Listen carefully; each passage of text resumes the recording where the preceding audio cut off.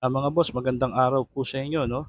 Ngayon po ituturo ko sa inyo yung standard ng pagpapalit ng ating power steering oil or power steering fluid.